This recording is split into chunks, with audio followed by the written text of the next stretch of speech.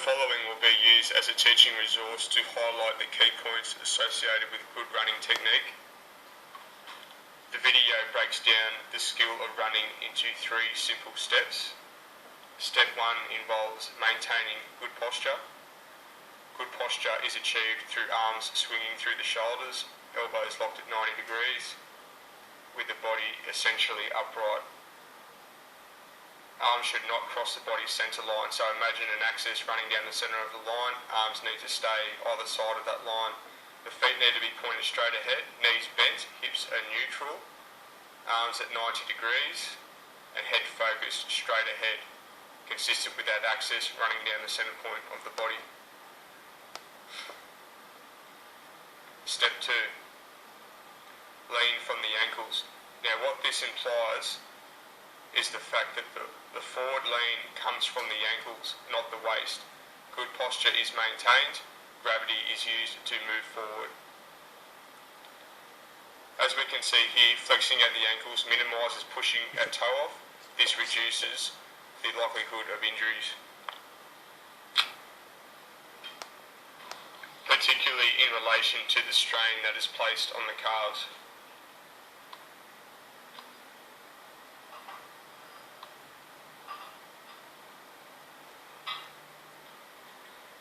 As is highlighted here as the person moves forward.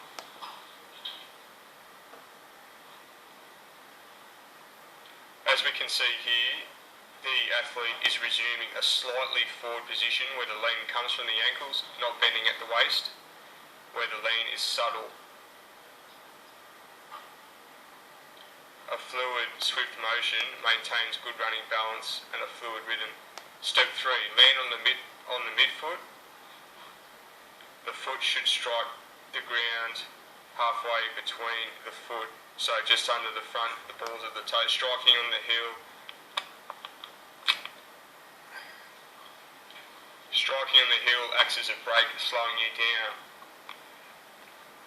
As the heel may act as a brake, slowing you down, this can sometimes create a jerking action, which does not assist with the runner to maintain good rhythm. The foot should strike the ground directly under the hip, as we can see here.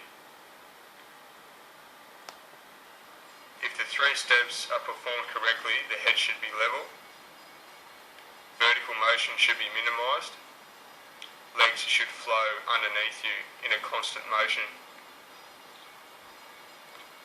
That sums up the successful performance of running skill acquisition and how proper running technique should be attained.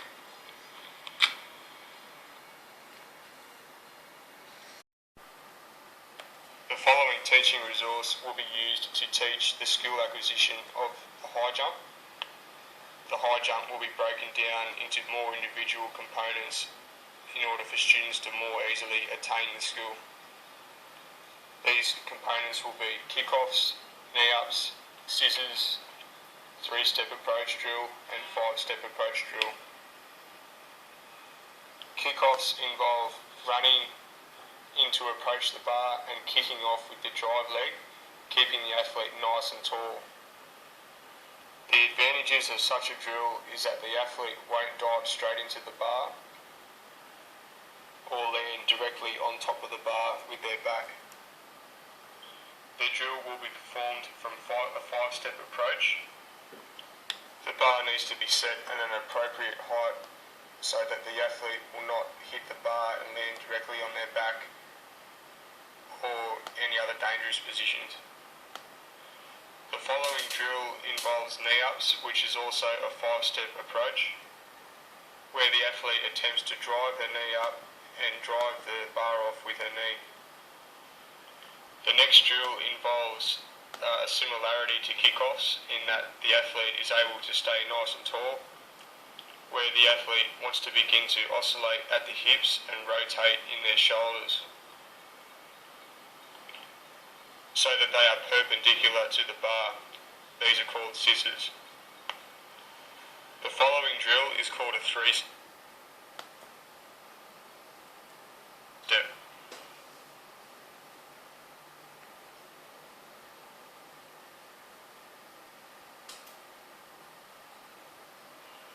primarily highlighting the major 3 steps of the final phase of the approach.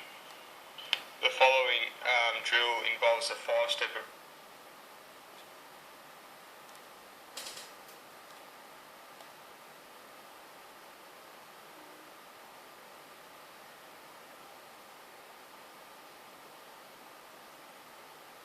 approach, which obviously is an elaboration on the 3-step approach, which involves the athlete having to turn during the approach to the bar.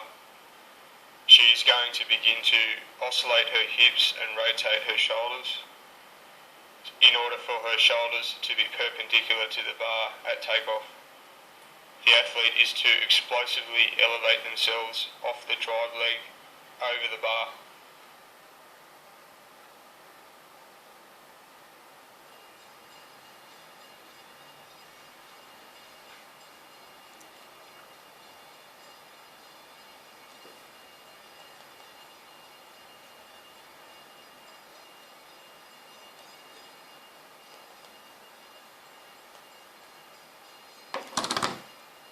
Taking all of the preceding factors into consideration as to how to successfully perform the high jump, athletes should recognise that the preceding elements, such as explosively pushing off either leg to elevate themselves over the bar, oscillating at the hips and rotating the shoulders, and tucking the chins, are all necessities as to how to successfully perform the skill to elevate themselves as high as possible.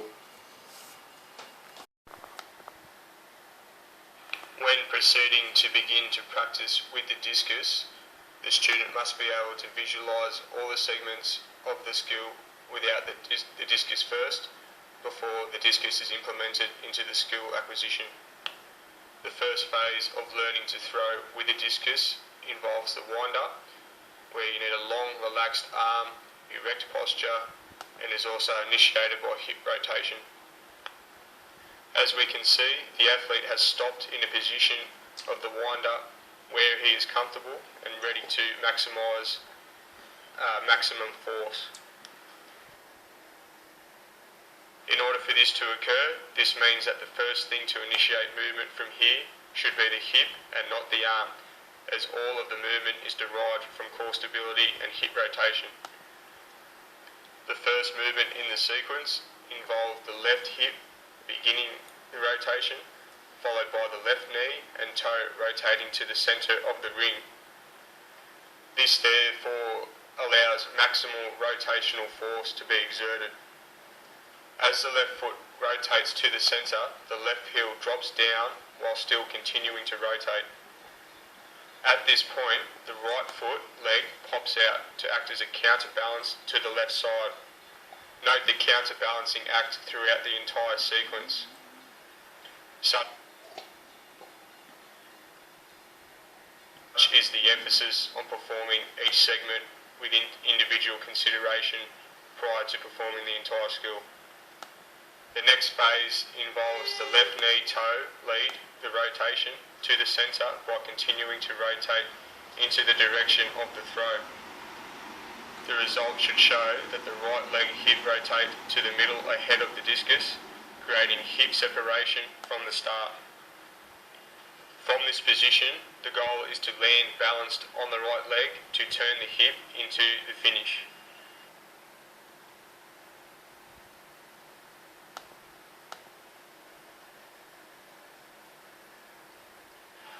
In order to achieve this, the left foot actively rotates into a flick off the ground. Notice how the right leg lands softly and balanced. Now it can be dynamic all the way through the finish. The left leg is not rushed to the finish. The key for how this works is the body needs to be able to work together as a system and not as an individual body parts. Finally, we see the release of the discus into the desired direction with rotational force or torque to generate the momentum as desired. The following video resource seeks to identify the key teaching points involved in teaching the skill of discus. As we can see from viewing the video, it involves a toe-to-toe heel technique, As the left foot rotates, the heel drops.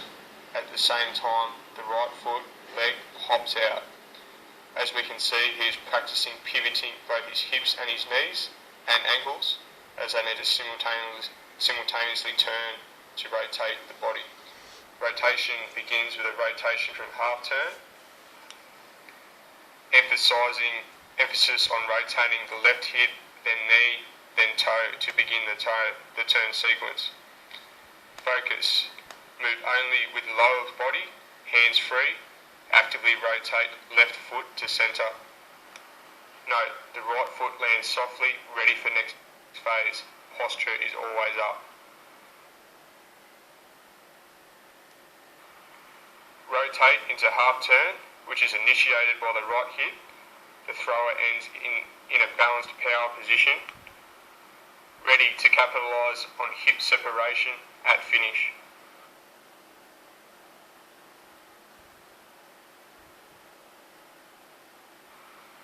The final phase involves a full step through, where the primary goal is to move with the lower body only, maintain posture, balance and head positions whilst performing the movement. The benefits of performing the skill in this manner include maximising the ground time, minimising the zero support base, you learn to move and accelerate rotationally, and you get to enforce the balanced positions. It is also important to note that this skill will most effectively be learnt when broken down into individual segments where each additional segment is joined to build upon the other. Students need to practice each segment in sequence in order to attain the predominance of the skill.